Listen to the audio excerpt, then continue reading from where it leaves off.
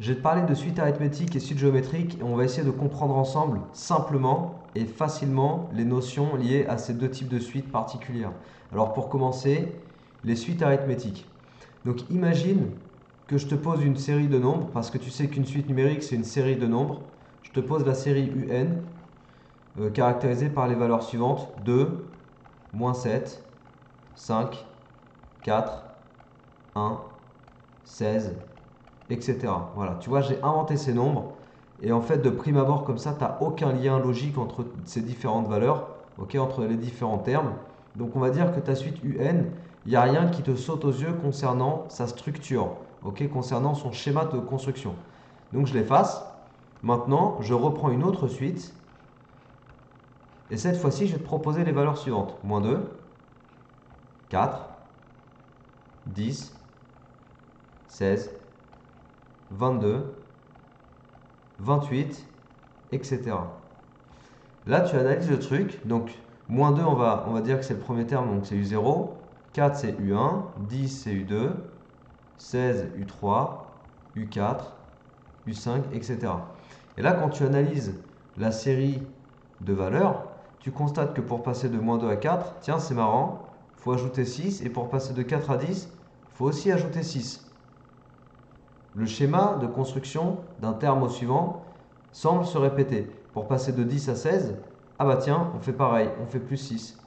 Et pour passer de 16 à 22, ah bah on fait plus 6. Et de 22 à 28, ah bah on fait plus 6. En fait, pour passer de U1, de U0 à U1, on ajoute 6. Pour passer de U1 à U2, tu vois, pour construire U2, il faut faire U1 plus 6.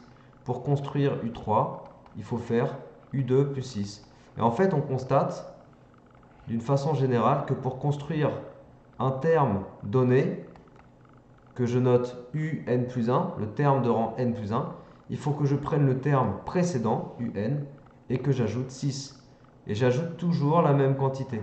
Bon bah ça, typiquement, c'est ce qu'on appelle un schéma de construction arithmétique. Ok? Donc on te dit la chose suivante dans le cours. Une suite arithmétique, c'est une suite pour laquelle, pour passer d'un terme au suivant, tu ajoutes toujours la même quantité. Donc si tu caractérises ça d'une façon générale, tu vois, si UN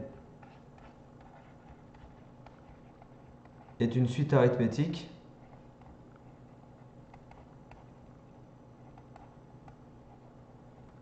donc j'ai UN qui est caractérisé par la série de nombres U0, U1, U2, U3, etc. Alors en fait, qu'est-ce qui va se passer? Il va se passer la chose suivante. Pour passer d'un terme au suivant, il faut toujours que tu ajoutes le même nombre qu'on va appeler R, enfin qu'on va noter R, et qu'on va appeler la raison. Ok, R, c'est la raison.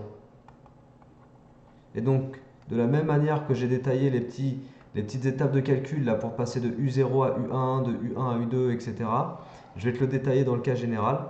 Et en fait, on va pouvoir écrire que U1, je l'obtiens en prenant U0 et en ajoutant R. U2, je l'obtiens en prenant U1 et en ajoutant R. Idem avec U3, sauf que je pars de U2 et j'ajoute R, etc. Et que d'une façon générale, un terme quelconque de rang n plus 1 se construit et s'obtient en prenant le terme précédent auquel j'ajoute R. Voilà. Donc ça, c'est ce qu'on appelle une relation de récurrence arithmétique. Voilà, c'est ce qui caractérise en fait un schéma de construction arithmétique. Ok? Donc ça, c'est la première chose sur ce qu'est une suite arithmétique. Comprendre que le schéma de construction, c'est un schéma répétitif où à chaque fois, pour passer d'un terme au suivant, tu ajoutes toujours la même quantité. Alors, si une suite est arithmétique, si UN est une suite arithmétique, donc SA, suite arithmétique, de raison R, alors on te démontre dans le cours, et on te demande de connaître et de savoir appliquer surtout les formules suivantes, alors tu peux écrire que UN égale U0 plus N fois R, donc ça c'est une formule qu'on peut démontrer. Tu peux aussi écrire que UN égale U1 plus N-1 fois R. Ok, donc là, c'est quand tu utilises le terme U1. Et enfin, tu peux aussi écrire, donc il y a trois relations possibles. Tu peux aussi écrire que UN égale UP plus N-P fois R. Voilà, ces trois relations, en fait, elles te donnent des formes explicites, les formes explicites de UN. C'est-à-dire l'expression de UN en fonction de n directement. Parce que tu vois que dans ces formes d'écriture, UN est exprimé directement en fonction d'un terme que tu connais, U0 par exemple, ou U1, ou UP, un terme quelconque, et après directement en fonction de n. Parce qu'évidemment, R, la raison, tu la connais. Ok? Donc voilà, ça c'est ce que tu dois savoir sur le fondamental ou la base sur les suites arithmétiques. Ok? Donc si je dézoome un peu, pour te donner un peu de, une vue globale un peu de tout ce qu'on vient de dire. Voilà.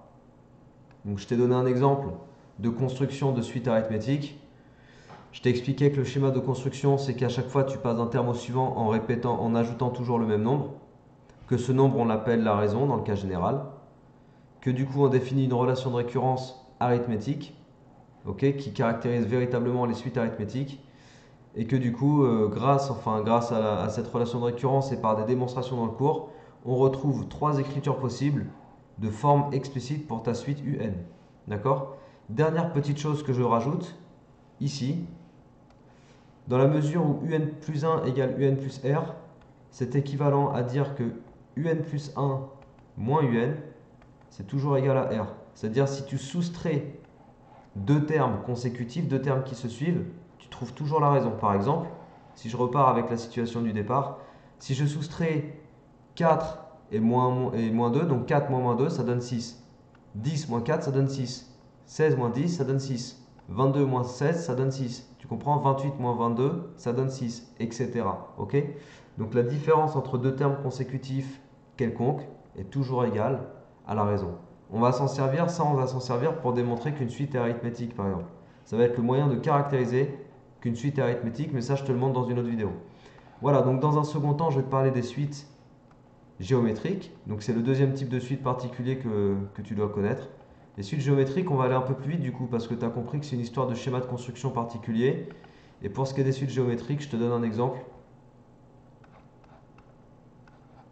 Donc exemple, en partant de 2, tu vois, je pars d'un premier terme qui vaut 2, je te pose que le terme suivant vaut 6, et que le terme d'après vaut 18, et que le terme d'après vaut 54, et que le terme d'après, alors je prends la calculette pour aller un peu plus vite, et que le terme d'après vaut 162, ok? Et en fait là ce qui se passe, c'est qu'à chaque fois je multiplie par 3, tu vois, 2 fois 3, 6, 6 fois 3, 18, 18 fois 3, 54. Je ne me suis pas trompé, j'espère, c'est bon. Ensuite 54 fois 3, je vérifie quand même, 162. Ok, donc voilà, en fait, pour passer d'un terme au suivant, à chaque fois je multiplie par la même quantité. Cette quantité, bah, c'est 3 ici dans l'exemple que je te prends. Du coup, tu peux écrire que U1 c'est U0 fois 3. Tu peux écrire que U2 c'est U1 fois 3. Tu peux écrire que U3 c'est U2 fois 3, etc. Et puis dans le cas général, tu peux écrire que UN plus 1 c'est UN fois 3. Donc maintenant, si tu remplaces 3 par R, et que là tu remplaces toutes ces valeurs là que j'ai inventées, bah, tu les remplaces par les termes, tu vois, U0, U1, U2, U3, U4, etc. Tu passes d'un terme au suivant multipliant par R. Par R, pardon, par Q. On change la notation en fait quand on est sur les suites géométriques, on dit plus R, on dit Q, mais c'est le même mot, hein. C'est la raison en fait, c'est la raison de la suite.